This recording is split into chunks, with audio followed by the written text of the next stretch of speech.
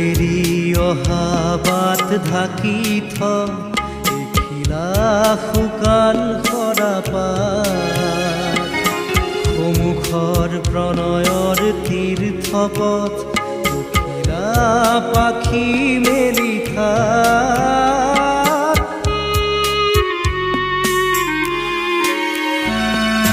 বাহিৰ সুৰত নিশাৰ তৰাই নাচক ৰাতি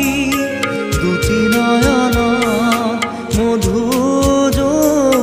জলকাজি